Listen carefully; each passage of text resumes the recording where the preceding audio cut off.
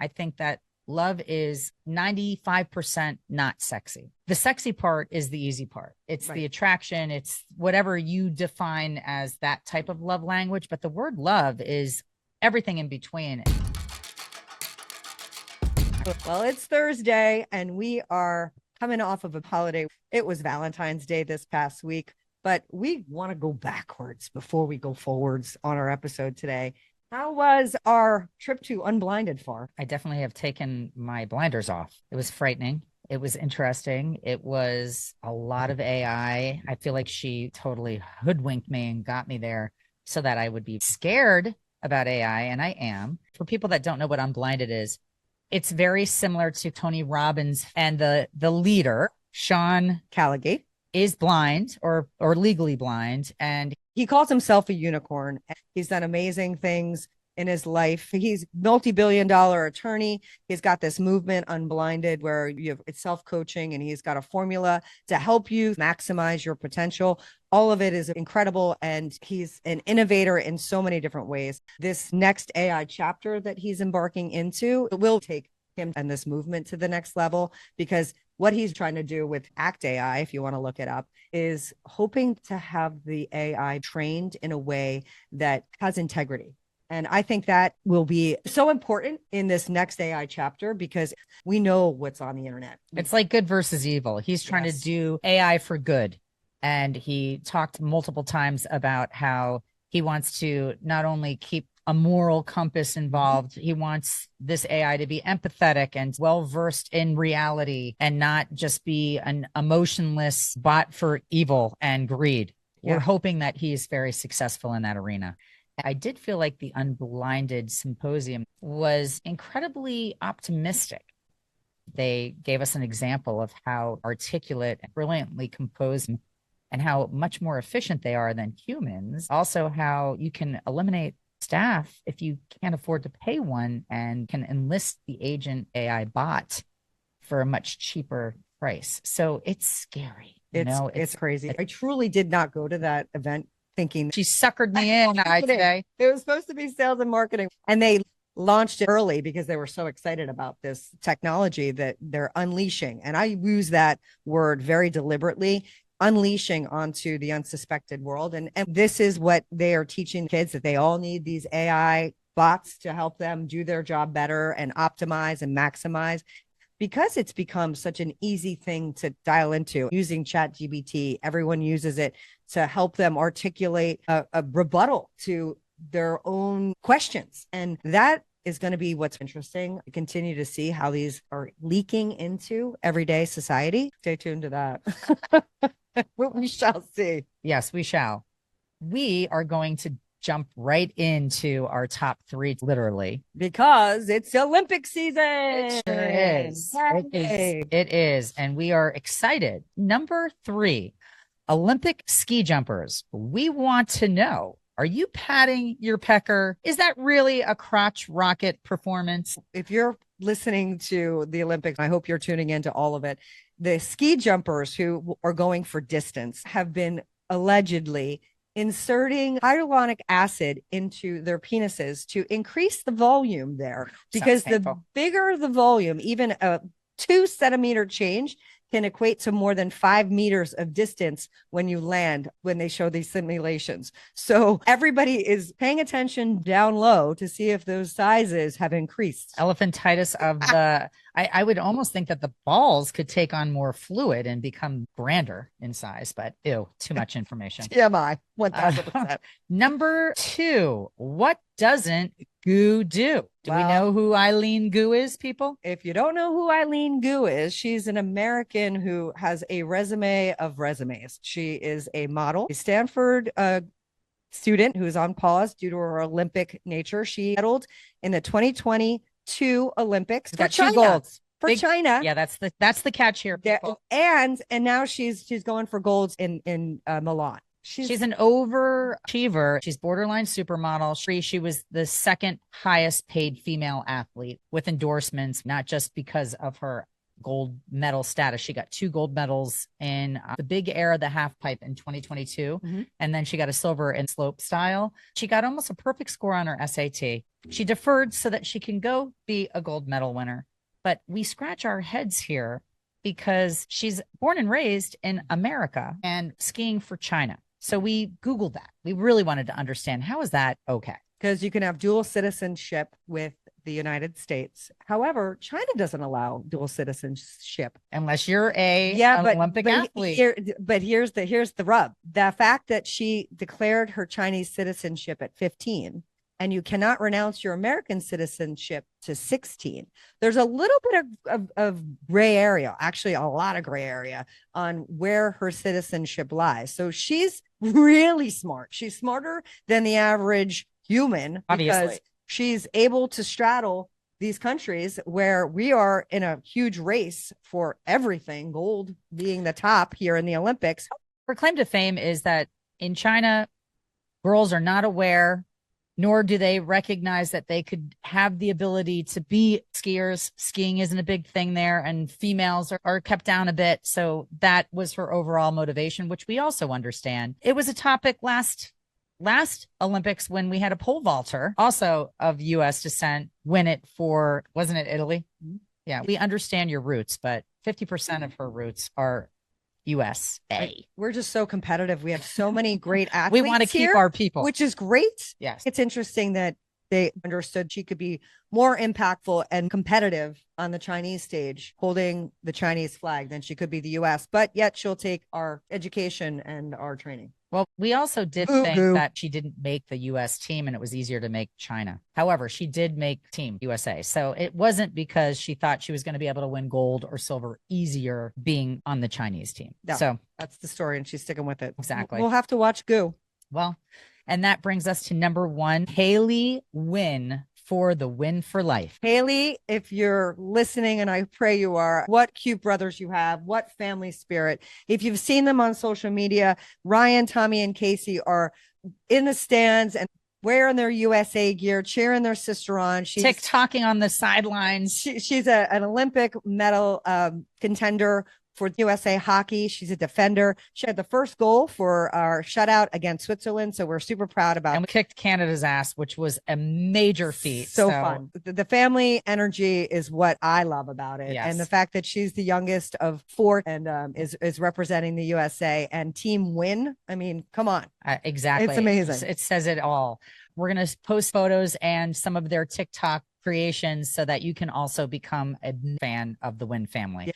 Talking about great wins, who doesn't win when you have love? Love is the answer. Yes. It's everything. Love is all you need. We thought it was really in tune to bring you an episode on the roots and the languages of love and how you can promote love in a world that needs more of it. Oh, it sure does. We're going to take you back a little bit of a history. Valentine's Day originated from a blend of ancient Rome, Christian, and medieval traditions beginning late February. It started with the fertility festival called Lupercalia. That used to be from February 13th through the 15th. Love, fertility, that goes hand in hand. This is another interesting tidbit. February 14th in France and England back in the day was supposedly the start of bird mating season. Interesting. So there was a little bit of a love thing. And then it became a Saint's Day on behalf of Pope Gelasius, honoring Saint Valentine. Saint Valentine married couples in secret,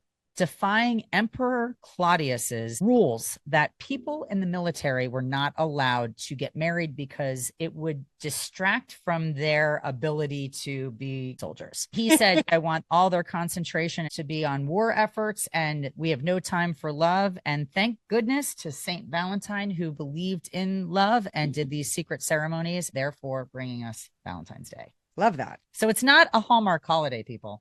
It's a reason to tell people that you love them. It doesn't just have to be your significant other. It can be anybody you love. And if you didn't do it this past weekend, you each day to start, it's a reminder. It's like setting your New Year's resolution and a vision board. It's reminding us of the most important things. And it kind of gets glazed over because people are like, it's, Valentine's Day, Hallmark holiday. The amount of love that you give your significant other, your partner, is a different love. And there's a sexual nature to that. And Hopefully you have good libido this Valentine's Day. But even and find love in your heart for the people that you disagree with and don't like. You have to care to hate. Agree. That's a very big thing. Agree. And there's all these languages, there's books, and we can probably all recite what the love languages are. There's 5 of them. Number 1, not in any particular order, is acts of service. 2, receiving gifts. 3, physical touch. 4, words of affirmation. 5, quality time. What are your love languages, Jen? Prioritize those. For myself, I think that the communication, understanding, and time is most important to me. Acts of service, doing something for me would fall into that category. I'm not somebody who I love a good gift, but I also recognize that I give gifts to myself all the time. You are the norm. There was a survey done, and receiving gifts came in at 11%, which was the least important out of the languages of love. Let's see where you are beyond that. When somebody does something thoughtful, even flowers, I feel are more of a misnomer for me. It's like somebody gives me flowers. I'm like, oh, that's nice. I think it reminds me of the Material Girl video back in the day. If you remember Madonna's video where she's the material girl representing, how come I'm forgetting? Marilyn Monroe. Marilyn Monroe. She's embodying Marilyn Monroe. Exactly. Yeah. And at the end of the video, she gets in the back of a pickup truck and a guy gives her a bouquet of handpicked flowers. And that's her man. Right. And I think that resonated with me as a kid. And I think it stayed with me as an adult. Acts of service and words of affirmation came in at 15% each. Quality time was 31.5% and physical touch was 27.5%. There's a newer model and they took it next level. And there's 7 totally different ones. Number 1 is activity, and that is going beyond QT, and that's experiences or trying to dive headfirst into your significant other's hobby so that you guys can enjoy it together. We are all about experiences, even with each other. Rather than give each other a gift, unless I see something that is perfect for her, we give each other a concert, a trip, someplace that we can do something that you can't put a price tag on. To me, that is very important. Yeah. At the end of your life, the only thing you can take with you is memories. So the most beautiful gifts, if not given with love, doesn't mean as much. Number 2 is appreciation. It's gratitude, effort, noticing the little things. And I am a little things person. I like when somebody does something like leave a note or think outside the box and do something for me that I wouldn't necessarily expect them to do, but they do it anyways. Yeah, my children, if you're listening right now, when you do listen, please make your bed. It's like the love language that keeps on giving from you stop stepping over the laundry basket at the bottom of the stairs that you have to hurdle to get over instead of bringing it up the stairs.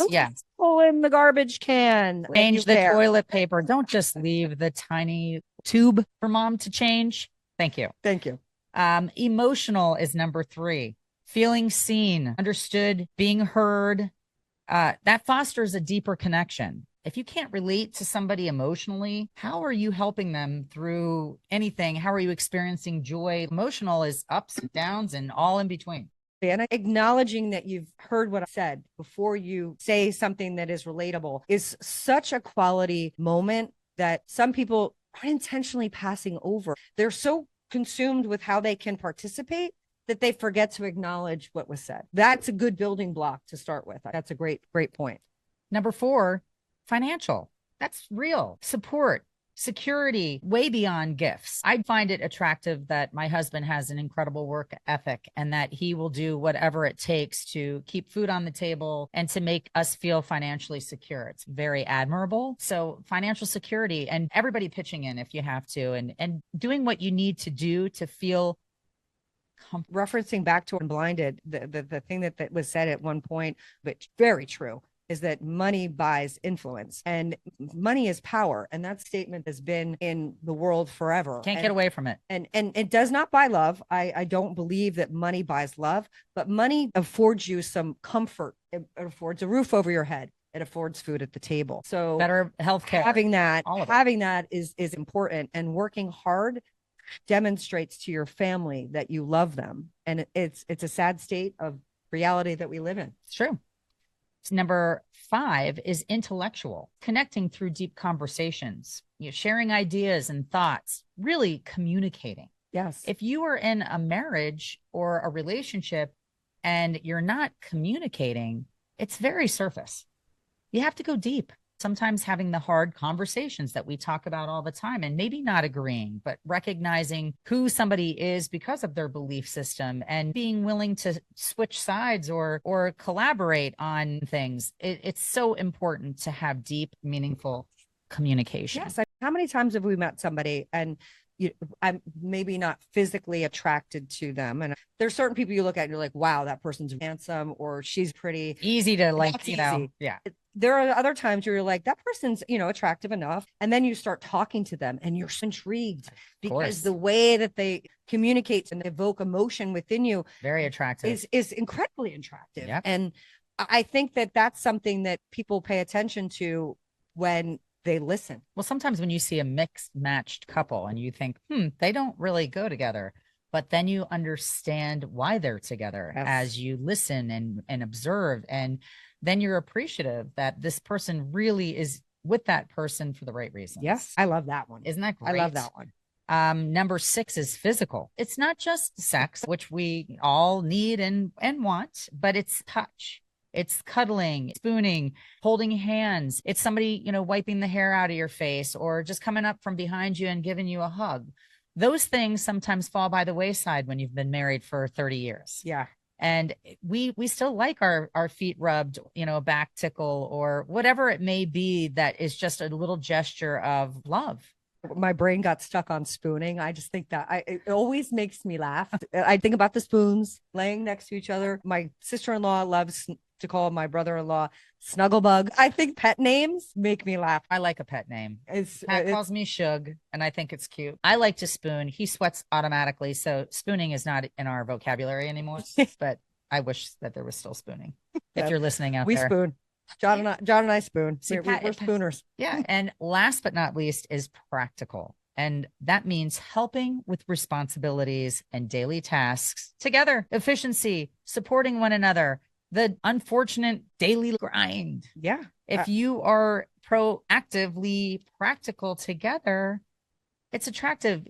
It's not all glamorous. Somebody's doing laundry. Somebody's got to do the grocery shopping and unload the dishwasher. It's a joint effort. People that work 9 to 5 sometimes feel as though, hey, I did my part and I went to work and I came home and now my feet are up. And I understand and respect that. But a lot of us never punch out. We're doing more. We're multitasking. There's no boundaries anymore because of phones. There's bigger expectations of us doing as much as possible in 24 hours. It's recognizing that it's a joint effort. And the more you recognize what your partner's doing that you appreciate and value. And if that's being reciprocated, it's a spooning feeling in your heart. Yeah. And to expound on that a little bit, I experienced this create a tremendous bond with somebody.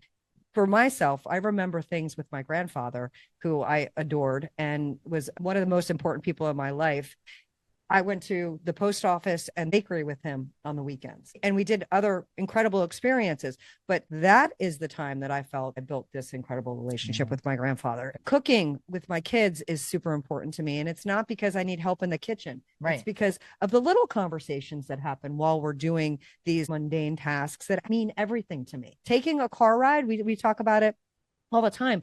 I'm really sad when my kids get their license. I still have one that does not. He's got a permit and I get to be in the car with him. As soon as kids get the keys, I lose that opportunity to be in the car and share great conversation, listening to music. So experiences are really important, but the daily tasks are where you build the meat and potatoes. It actually was called activity. So experiences is a part of activity, but what you're discussing is activity. And I agree with you on every level. I think that love is 95% not sexy. The sexy part is the easy part. It's the attraction. It's whatever you define as that type of love language. But the word love is everything in between. And it's not pretty and it's gritty.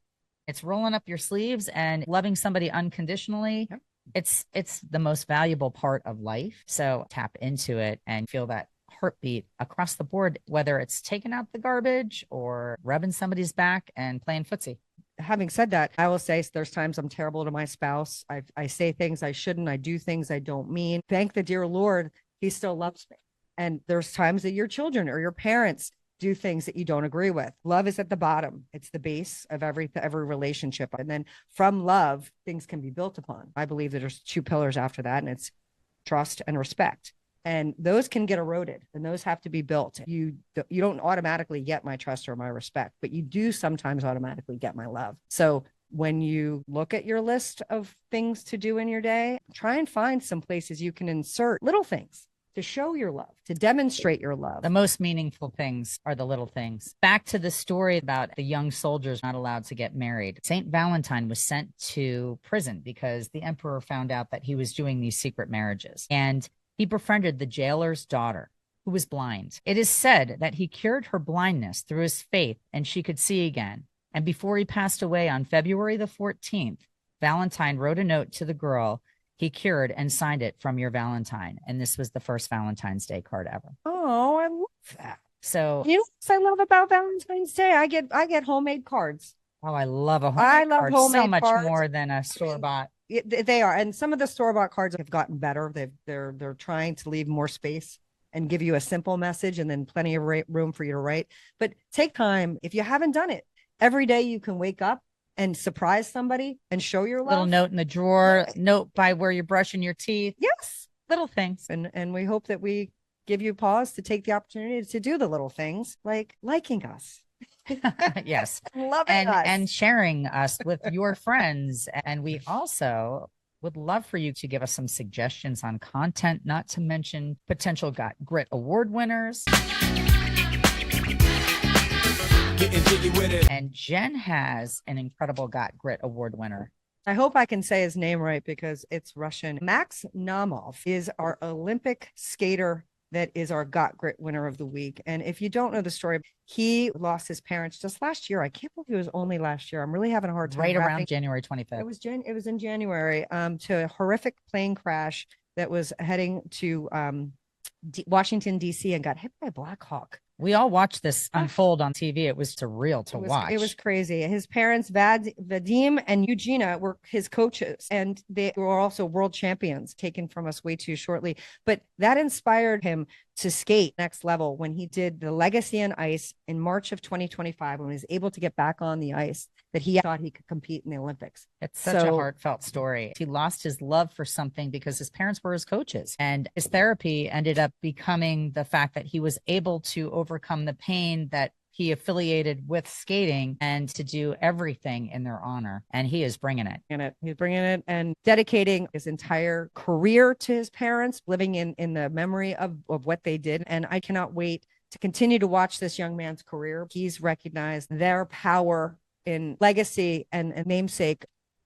It's awe-inspiring, and this is why we love the Olympics, because it's the story that they've gotten to where they have. 67 people were lost that day. 64 people on the United Airlines flight. It was a tragic day, and these two just happened to be the most visual people on board. And it was a year almost to the date that he was able to qualify and skate on their behalf in the Olympics. So we will attach a video so that you can watch it, because you'll become a bandwagon fan like we are. Yeah, and it's also a healthy reminder. We don't know how long we'll have on the planet. You never know how long your life will be. You sure don't. And love is the only thing that matters. And that brings us to the song of the week. And this is a lyric that makes perfect sense right now. Even though I don't deserve it, you did it. Even though I couldn't earn it, you give it. Who am I that you keep me on your mind? God, I'm just grateful for you. God, I'm just grateful for you. All my life, you've been right here by my side. Oh, that's a great lyric. I don't know who that is. This is God, I'm Grateful. It's very simple. It's a song by Chandler Moore and Elevation Worship.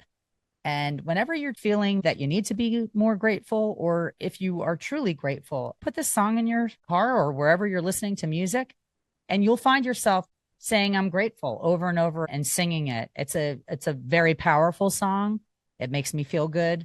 If anybody needs to feel good or wants to be grateful for something, put it on and you will feel like you're singing at the top of your lungs with an amazing voice. And again, going back to our episode last week, you are what you consume. And when you're listening to uplifting, powerful messages in your ear, anything is possible, and your day will be changed for the positive. I can guarantee it. Agreed. Thank you so much for tuning in. And we look forward to seeing you on Thursday. Peace out.